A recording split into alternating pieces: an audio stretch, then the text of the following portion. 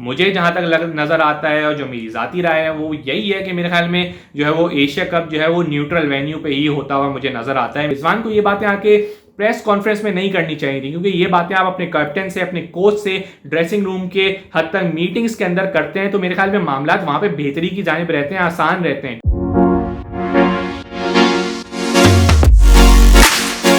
अस्सलाम वालेकुम जी, उम्मीद है आप सब खैरियत से होंगे, ठीक ठाक होंगे और अपना बेहतरीन ख्याल रख रहे होंगे। जी हाँ, हाजिर होते हैं एक और वीडियो के साथ जिसमें मैं बात करना चाहूँगा एशिया कप 2023 के हवाले से। मेरे ख्याल में इस पर भी बात करेंगे, फिर आगे जाके वीडियो में बात करेंगे जो मोहम्मद रिजवान जो हमारे क्रिकेटर हैं, जो है ओडीआई स्क्वाड में इस वक्त साथ हैं, इस वक्त प्लेइंग 11 में भी खेलते हैं, जिन्होंने जो है वो प्री मैच जो है वो प्रेस कॉन्फ्रेंस के अंदर कुछ बातें की, जिसमें से जो हाईलाइटेड बात ये थी कि उन्होंने नंबर 4 पे खेलना ज़्यादा प्रेफर करते हैं बनिस्बत नंबर 5 के। तो मेरे ख्याल में उस पर भी हम बात करेंगे, मोहम्मद रिजवान की स्टेटमेंट पे भी बात करेंगे। लेकिन सबसे पहले मैं एशिया कप के ऊपर बात करना चाहूँगा। जैसे कि आपने देखा कि एक दिन खबर निकलती है कि जी हाँ, एशिया कप के कैंसिलेशन की खबरें निकलती हैं कि पीसीबी जो है वो सेक्रीफाइस करने को तैयार है। एक पाकिस्तान का अखबार निकालता है, इंडियन जो है न्यूज़ चैनल्स, उसको भी वो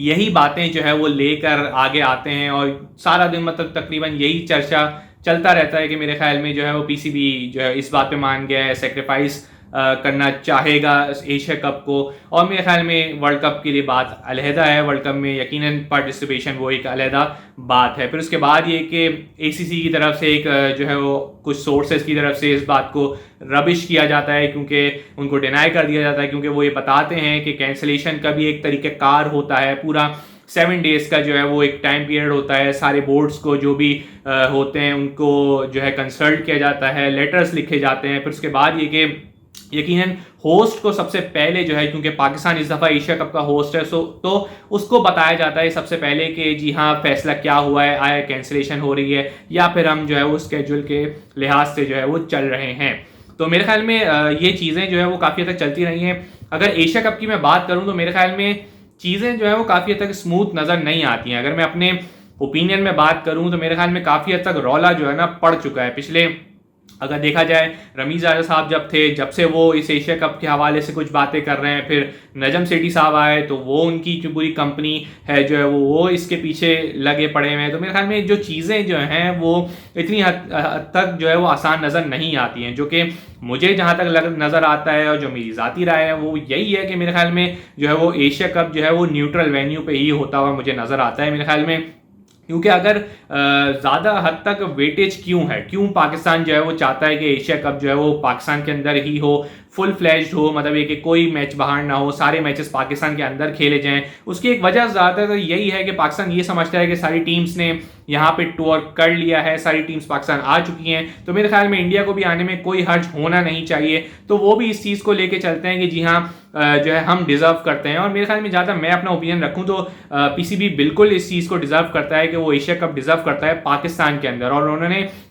इसीलिए जो है वो पॉलिटिकल टेंशंस की बिना पे ही इस बात को आगे रखा कि जी हाँ जो है हम चाहते हैं कि चलें कोई बात नहीं है, हम आपकी भी मान लेते हैं, हाइब्रिड मॉडल कर लेते हैं, कुछ मैचेस आप यूएई में कर लें, कुछ यहाँ पे कर लें। लेकिन उसमें फिर दीगर बोर्ड्स उन्होंने नहीं माना इस चीज़ को, और फिर यकीनन वो इस चीज़ में रखते हैं चीज़ों को कि जी हाँ बजट बहुत ज़्यादा हो जाएगा, और फिर ये सारी चीज़ें मेरे ख्याल में जो सारा रौला है, सारा पॉलिटिकल कियोस है, इसमें कोई भी किसी ना बीसीसीआई पीसीबी के खिलाफ है, ना पीसीबी बीसीसीआई के खिलाफ है। मेरे ख्याल में जो चीज़ें हैं वो यकीनन पॉलिटिकल हैं, सारा मामला पॉलिटिकल है, और चीज़ें जो है वो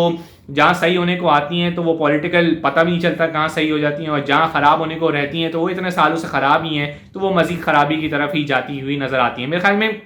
जो अब पीसीबी को चाहिए, जो करना चाहिए पीसीबी को, मेरे ख्याल में क्रिकेट का नुकसान नहीं होने देना चाहिए। क्योंकि अगर आपने अपना राइट इस्तेमाल किया, आपने बोला कि जी हाँ हम हाइब्रिड मॉडल पेश कर देते हैं और चीज़ों को इस तरीके से सही करने की कोशिश करते हैं और हम डिज़र्व करते हैं, हमारे पास होस्टिंग राइट्स हैं, तो मेरे ख्याल में वहाँ तक तो आपने करके देख लिया। क्योंकि अब जो पॉलिटिकल टेंशन हैं, जो कियोस है, उसमें यकीनन इंडिया का यहाँ विजिट करना, पाकिस्तान में आना और खेलना मेरे ख्याल में काफ़ी हद तक मुश्किल तरीन, नामुमकिन सी एक बात नज़र आती है। तो मेरे ख्याल में वहाँ पे अगर पीसीबी को चाहिए कि यकीनन कहीं ना कहीं इस चीज़ को देखे और एशिया कप पे कहीं ना कहीं कॉम्प्रोमाइज़ कर ले और मामलात को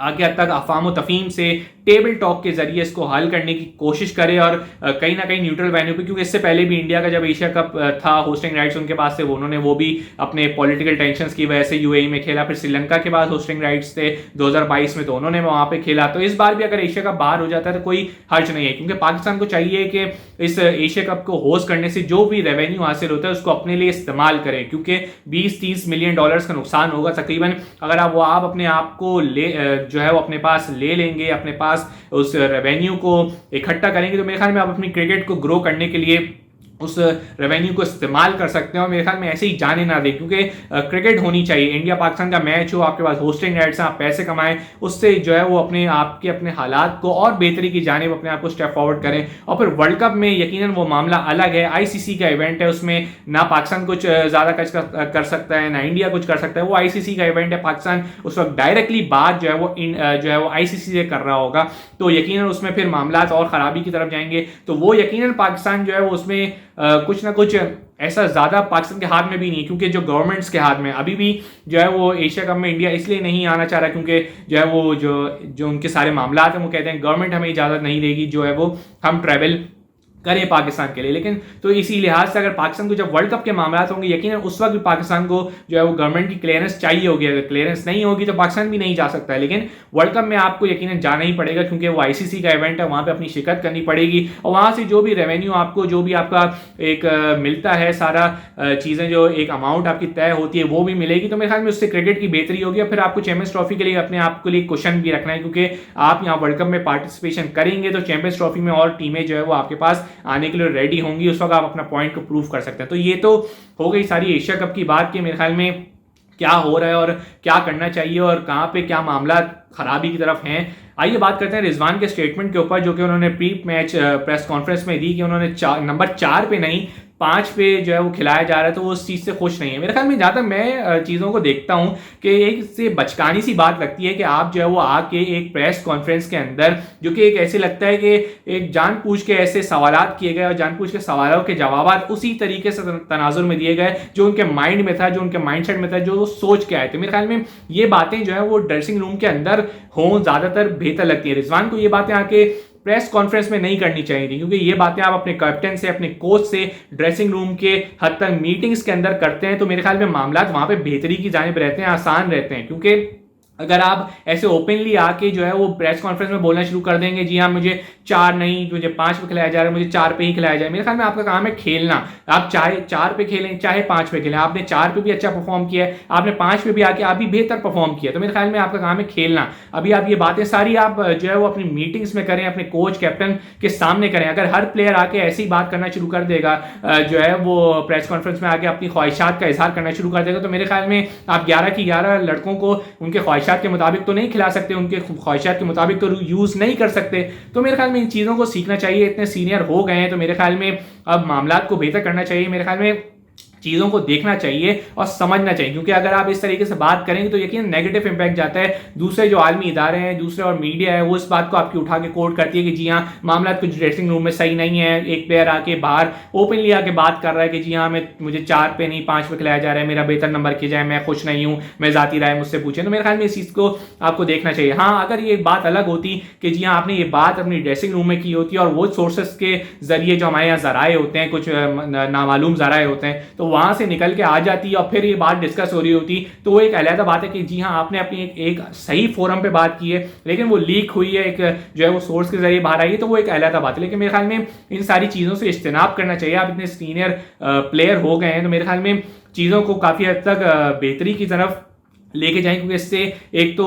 देखा जाता है कि टीम का माहौल ख़राब होता है और आपका इंप्रेशन भी बाहर जो है वो ख़राब होता है। तो मेरे ख्याल में चीज़ें जो है हमने आपके सामने पूरी डिस्कस कर ली हैं। एशिया कप को भी डिस्कस कर लिया, रिजवान साहब के स्टेटमेंट को भी डिस्कस कर लिया। होपफुली आपको जो है वो वीडियो पसंद आएगी। अगर पसंद आएगी तो लाइक कीजिएगा, चैनल को सब्सक्राइब कीजिएगा, अपने हर दिल अजीज़ दुआओं में याद रखिएगा और कॉमेंट करके बताया करें क्या चीज़ बेहतरी की गुंजाइश है, क्या चीज़ गलत है, क्या चीज़ सही करने की ज़रूरत है। तो मेरे ख्याल में अपने मेज़बान को इजाज़त दीजिएगा, अपना बहुत बहुत ख्याल रखिएगा। अल्लाह हाफ़िज़।